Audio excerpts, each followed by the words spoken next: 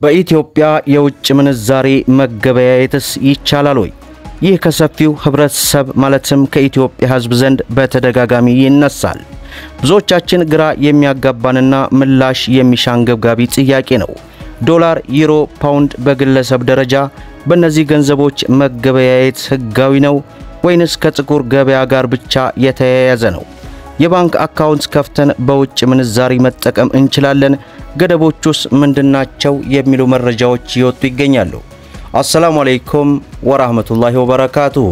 ሰላም ጤና ይስጥልን ክብራትና ክብራን አድማጭ ተመልካቾቻችን ሁሉ ሰላም ሁሉ መልካም፣ ከኛ ጋር ሁሉ ሰላም ነው። ዛሬ እንግዲህ እጅግ በጣም ወሳኝ የሆነንና አነጋጋሪ የሆነን መረጃ ነው ይዤላችሁ የቀረብኩት። እንግዲህ መግቢያ ላይ እንዳያችሁት በኢትዮጵያ የውጭ ምንዛሬ መገበያየት ይቻላል ወይ? ይህ ከህብረተሰቡ ዘንድ በተደጋጋሚ ይነሳል። ብዙዎቻችን ግራ የሚያጋባና ምላሽ የሚሻ አንገብጋቢ ጥያቄ ነው። ዶላር፣ ዩሮ፣ ፓውንድ በግለሰብ ደረጃ በእነዚህ ገንዘቦች መገበያየት ህጋዊ ነው ወይንስ ከጥቁር ገበያ ጋር ብቻ የተያያዘ ነው? የባንክ አካውንት ከፍተን በውጭ ምንዛሪ መጠቀም እንችላለን? ገደቦቹስ ምንድናቸው? እጅግ በርካታ ኢትዮጵያኖች ያነሳሉ። ታዲያ ይህንን ጥያቄ መሰረት በማድረግ ቲክቫህ ኢትዮጵያ ይህንን የህዝብ ጥያቄ የባንክ ባለሙያዎችን ምላሽ ጠይቋል። እነሱ የሰጡት ዝርዝር ማብራሪያስ ምን ይመስላል? ህጉ ምን ይላል? አሁን ያለው አሰራርስ ግለሰቦችን ያበረታታል ወይስ ያግዳል? ከጥቁር ገበያ ውጭ ህጋዊ የሆነ የውጭ ምንዛሬ ግብይት ለግለሰቦች ተፈቅዷል ወይስ አሁንም በህልም ደረጃ ነው ያለው? የሚሉ ዝርዝር መረጃዎችን ይዘናል። በተጨማሪም ደግሞ እጅግ በጣም አስደሳች የሆነ አንድ ዜና ተሰምቷል። ኢትዮጵያ ከ5 ታላላቅ የውጭ ኩባንያዎች ጋር ስምምነት መፈራረሟ ተሰምቷል። እነዚህ ኩባንያዎች እነማን ናቸው? ስምምነቱስ ምንን ያመለክታል? በምን ዘርፍ ላይ ነው የተሰማሩት? ከሁሉም በላይ ደግሞ ይህ አዲስ ስምምነት ከሀገራችን የውጭ ምንዛሬ አቅርቦትና ግንኙነት ጋር ምን አይነት ቀጥተኛም ሆነ ተዘዋዋሪ ግንኙነት ሊኖረው ይችላል? የኢኮኖሚውን እንቅስቃሴ በምን መልኩ ይለዋወጣል ተብሎ ይጠበቃል? የሚሉትን በዝርዝር እናድርሳችሁ። እንግዲህ ክብራን ተመልካቾቼ በዛሬው ምሽት ዝግጅታችን እነዚህን ሁለት አንገብጋቢ ጉዳዮች ከስር መሰረታቸው እንፈትሻለን። የባንክ ባለሙያዎች በውጭ ምንዛሬ ግብይት ዙሪያ የሰጡት ዝርዝር ትንታኔን እናቀርባለን። እንግዲህ ክብራን ተመልካቾቼ ዋዜማ አመሻሹን ባወጣው ሪፖርት ኢትዮጵያ ከ5 የውጭ ኩባንያዎች ጋር የ1.6 ቢሊዮን ዶላር የኢንቨስትመንት ስምምነት ትላንት በተጠናቀቀው የኢትዮጵያ ኢንቨስትመንት የቢዝነስ ፎረም ላይ ተፈራርማለች ሲል ሪፖርቱን አቅርቧል። የኢንቨስትመንት ስምምነቱን ከተፈራረሙት የውጭ ኩባንያዎች መካከል የከሰል ድንጋይ ለማምረት 600 ሚሊዮን ዶላር ካፒታል እንደሚያፈስ የተስማማው የኢትዮጵያና ቻይና የጋራ ኩባንያ የሆነው እስኳ ኩባንያ ይገኝበታል። በ500 ሚሊዮን ካፒታል በማዕድን ቁፋሮና በማዕድን ኢንቨስትመንት ለመሰማራትና የኢኮኖሚ ዞን ለማቋቋም የተሰማው ደግሞ ሁዋዮ ማይኒንግ የተሰኘ ኩባንያ ነው። ሌላኛው ኩባንያ ሴሳር ኢነርጂ አድቫይሲንግ ሶሉሽን ኩባንያ በበኩሉ በፀሐይ ኃይል ልማት በሁለት ዙር 250 ሚሊዮን ዶላር መዋለ ንዋይ ለማፍሰስ ስምምነትን ተፈራርሟል። የገንዘብ ሚኒስትር ዴታ ኢዮብ ተካልኝ የኢትዮጵያ የምትፈልገው ለረጅም ጊዜ መዋለ ንዋይን ለማፍሰስ የሚመጡ የውጭ ኩባንያዎችን ብቻ እንደሆነ በመድረኩ ላይ መገለጹን አመሻሹን የወጣው ሪፖርት አስነብቧል። ሌላኛውና እጅግ በጣም ወሳኝ አንገብጋቢው የሆነው ጉዳይ የኢትዮጵያ ብሔራዊ ባንክ ባለፈው ዓመት 2016 ሐምሌ ወር ላይ የውጭ ምንዛሬ ግብይት በነፃ ገበያ እንዲመራ ከወሰነ በኋላ አብሮ ይፋ በተደረገው መመሪያ በውጭ ምንዛሬ ግብይት ላይ አንዳንድ ማሻሻያዎችን ማድረጉን አሳውቋል።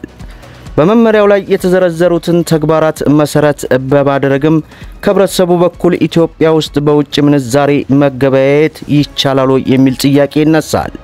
ታዲያ ይህንን ጥያቄ መሰረት በማድረግ ቲክቫህ ኢትዮጵያ ወደ ባንክ ባለሙያዎች ማብራሪያ ጠይቋል። በዚህ ጉዳይ ዙሪያ ማብራሪያቸውን ለቲክቫህ ኢትዮጵያ የሰጡት የብሔራዊ ባንክ ባለሙያ ምን አሉ? ኢትዮጵያ ውስጥ ከተፈቀደላቸው ሰዎች ውጭ በውጭ ምንዛሬ መገበያየት አይፈቀድም። ማንኛውም ኢትዮጵያዊ በውጭ ምንዛሬ ወይንም ዶላር መገበያየት አይችልም። ግብይትን በዶላር የሚፈጽሙ ሰዎች የተፈቀደላቸው ብቻ ናቸው። እነዚህም ዶላር ይዘው ከውጭ የሚመጡ ቱሪስቶች፣ ዲያስፖራዎችና የዲፕሎማቲክ ማህበረሰብ አባላት ሊሆኑ ይችላሉ። እነዚህ ሰዎች ከውጭ ሲመጡ እስከ 10,000 ዶላር ይዘው እንዲገቡ ስለሚፈቀድላቸው በጉምሩክ አስመዝግበው ባስገቡት ዶላር መገበያየት ይችላሉ።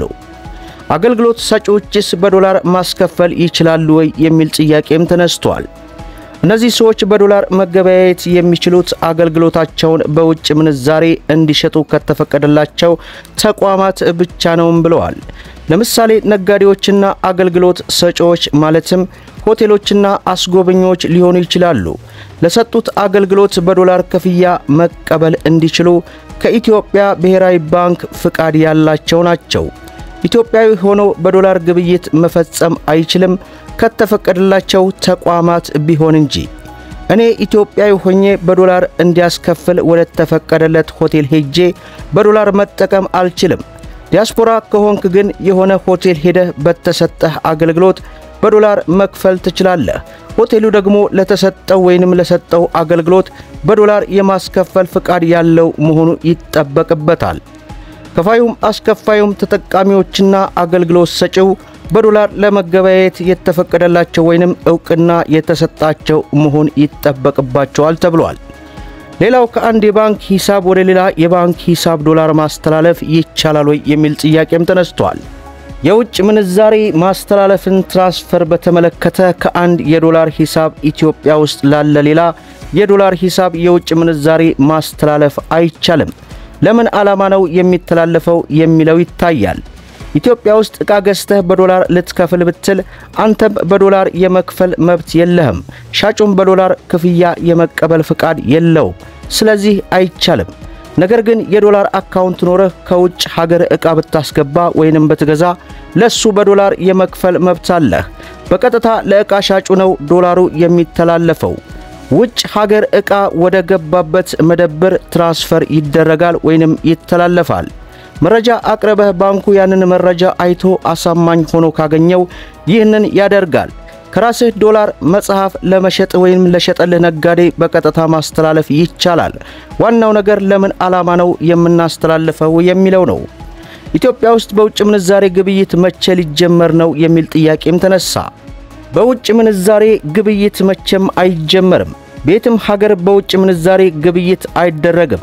እንደዛ ከሆነ የሚነገርህ ትርጉም የሀገርህን ብር አታምነውም ማለት ነው። ኢኮኖሚዋ ችግር ላይ የወደቀባት ዚምባብዌ እንኳን ያንን አላደረገችም ብለዋል። የውጭ ምንዛሬ ፍሰትን ለመጨመር ኤክስፖርትን ለማበረታታት የምታደርጋቸው ማስተካከያዎች ሊኖሩ ይችላሉ። ከዛ ውጭ ዜጎችን በዶላር ተገበያዩ ልትል አትችልም። ለምሳሌ ሬስቶራንት ወይንም ዓለም አቀፍ ትምህርት ቤት የዋጋና የክፍያ ተመን በዶላር ሲወጡ ይታያል። ይህ ችግር የለውም።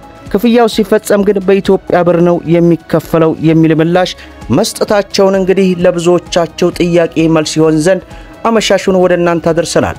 ቪዲዮውን ላይክ ሸር አድርጉት። እስከ ፍጻሜው ድረስ አብራችሁን ስለቆያችሁ ልባዊ ምስጋናችን እየሰጠን በሌላ ቪዲዮ እስከምንገናኝ ወሰላሙ አለይኩም ወራህመቱላህ።